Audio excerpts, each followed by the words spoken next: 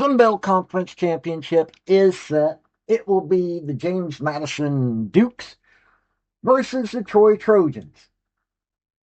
Now, Troy is 8-4. They're having a decent season. I mean, they almost shocked Clemson this year. They didn't do so good against Memphis. They lost to Arkansas State. Now I'm not happy about them losing to Arkansas State. I don't like anybody losing to Arkansas State. Unfortunately, Arkansas State's headed to a bowl game. Not a fan of them. They lost to Old Dominion in an embarrassing fashion. But 8-4 is respectable. They've got some good wins. They've got some, I mean, they beat Buffalo, which everybody seemed to be able to do that this year. They beat South Alabama and Texas State in overtime, and that Texas State game was something impressive. But they're going up against the James Madison Dukes, whose only loss, and it wasn't embarrassing, was to Louisville, 28-14. And Louisville's a good team. I mean, they're 8-4 themselves, but they've lost to Virginia, who's going to be in the ACC tournament. They lost to Cal, Clemson, SMU, unfortunately. Had a 3-game losing streak there, but then they came back and embarrassed Kentucky. You know, so losing to them is respectable because of what they are, but at all other games, they're 11-1 and they're not even ranked. Here's the embarrassing part for every pollster out there. JMU Dukes are not ranked. There is some sheer stupidity in all of that. Bob Chesney has carried on what Kurt Signetti did and turned this team into one of the scariest teams in college football. Now, Bob Chesney is probably going to get job offers to all kinds of places. Now, Gerard Parker, who's at Troy. Hey, last year he went 4-8. Now he's taking them 8-4, taking them to the conference championship, taking them to a division title. Here's a guy who's coached at Notre Dame, Penn State, West Virginia, Duke. He's got a decent pedigree, and he's done an amazing thing in his second year at Troy. So we're going to review this game by the numbers, like we always do. And before I get into my introduction, before I get into the game, hit like, hit subscribe if you like college football. If you like G5 football, if you like college sports, I cover these things. I do women's gymnastics when I'm not covering football because everybody else covers basketball and all that. And I do cover basketball on occasion, but I cover women's gymnastics because I love me some women's gymnastics thanks to Mary Lou Retton. I'm an old man. Mary Lou Retton got me hooked on the sport years ago. But also, I have a link tree down below. It's got my Patreon.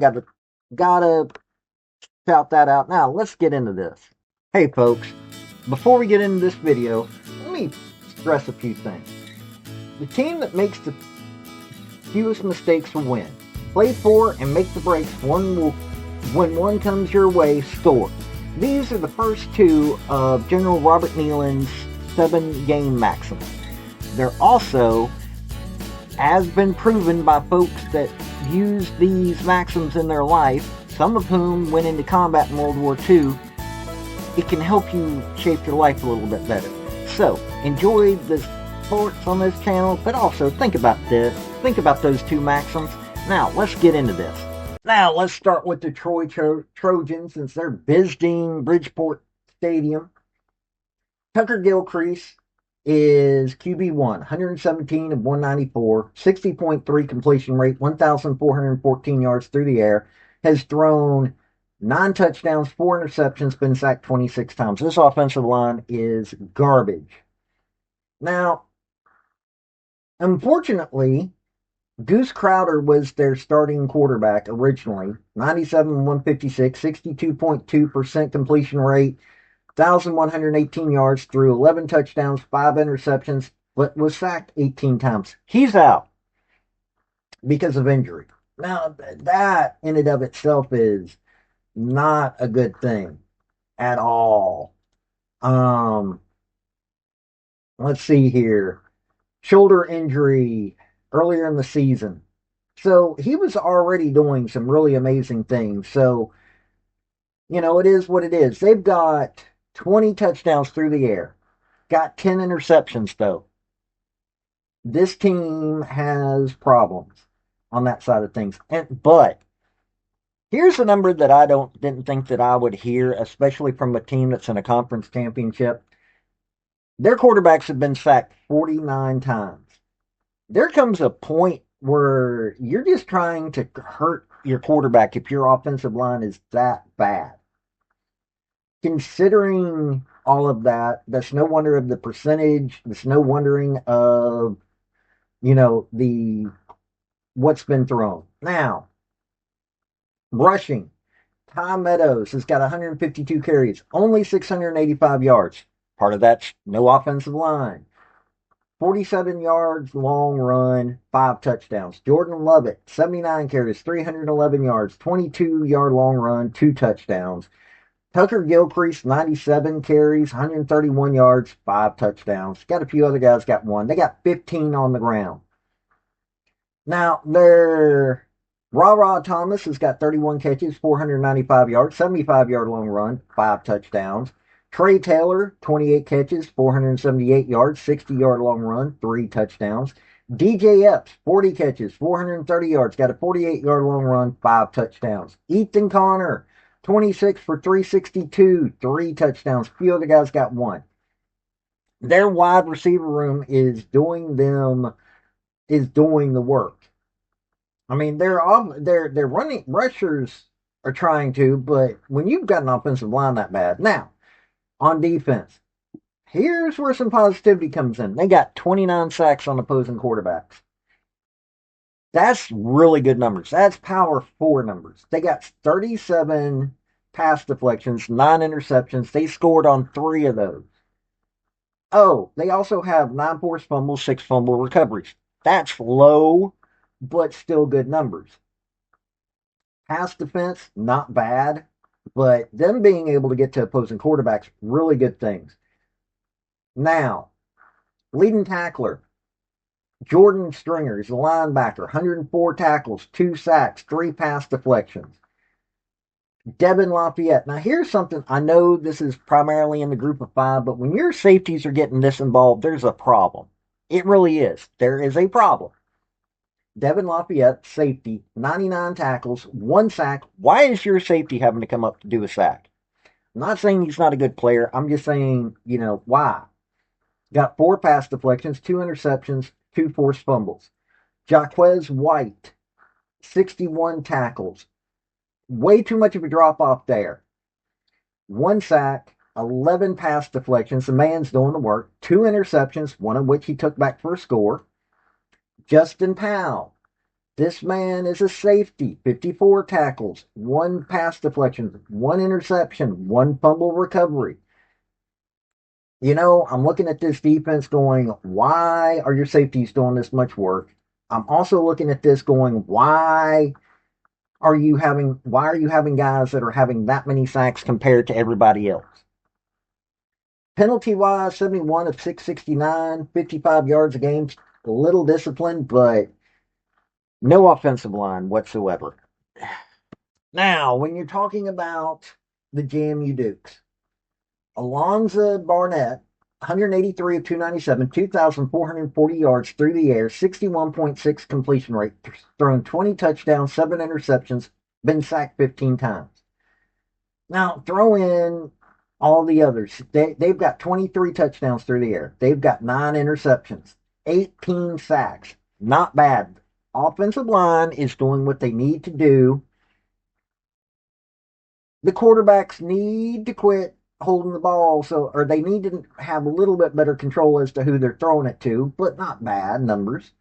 Now, Wayne Knight, leading rusher, 169 carries, 1,051 yards. That's what you expect from a decent offensive line. 59-yard long run, 8 touchdowns. Alonzo Barnett, 103 carries, 459 yards, 58-yard long run, 13 touchdowns. Now, Jordan Fuller is 3rd leading rusher, but he's not going to be in this game. He's got 5 touchdowns, 82 carries, 415 yards. So he's been a stalwart. Joby Malari, 35 carries, 318 yards, 73-yard long run, 4 touchdowns. Matthew Sluka, why anybody would pick Matthew Sluka is beyond me. 42 carries, 239 yards, got 3 touchdowns. They got 34 touchdowns on the ground. Between Barnett and Wayne Knight and Jordan Fuller, unfortunately Fuller's going to be out, but between Wayne Knight and Alonzo Barnett, this rush attack is good. Through the air, Landon Ellis, 32 catches, 532 yards, 62-yard long run, 5 touchdowns. Nick DeGennaro, 21 catches, 386 yards, 76-yard long run, 4 touchdowns. Braden Wislowski has got 18 catches, 275 yards, 3 touchdowns. Lakota Dipra, 15 catches, 887 yards, 3 touchdowns, 36-yard long run. And Isaiah Alston's got 7 catches, got 2 touchdowns. They got a few other guys got 1. So that's your 23 touchdowns on that side of the ball. Now, defense, they got 28 sacks on opposing quarterbacks. These are guys that know how to get after an opposing quarterback, and they're about to go up against an offensive line that has so many holes in it that you could shoot a sand through it and not hit anybody. 52 pass deflections. Think about that for a second. Their pass defense and their defensive line is doing what they need to do in a lot of ways. 12 interceptions, 2 of which they've scored on. Only weakness on this team that I've seen so far, they got only 3 forced fumbles, 2 fumble recoveries. That's the only weakness. This is a good team. Trent Hendrick, 91 tackles, 3 sacks, 1 pass deflection, 1 forced fumble. Now, I don't like that he's got so many. I really don't. Especially when the next down, on top of the fact of, yet again, G5, too many safeties involved. Tyler Brown, 71 tackles, 4 pass deflections, 1 interception. He's not having to come up to sack, but Jacob Thomas, another safety, 62 tackles, got 2 sacks. I always wonder why you've got to bring up your safeties for sacks. 6 pass deflections, 2 interceptions, 1 forced fumble. Gannon Weathersby, who, let me double check. Yeah, unfortunately, Gannon's Weathersby, who's the 4th leading tackler, is probably going to be out. Questionable right now, but he does have 53 tackles, 1 sack, 1 pass deflection. So they're doing the work. And when you're coming up with your penalties,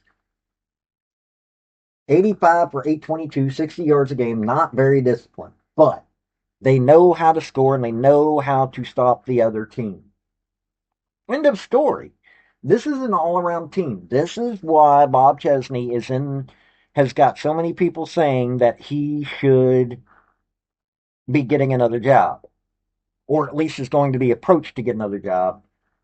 This team deserves to be ranked, and them not being ranked is idiotic. I hope that you liked the video. I really do.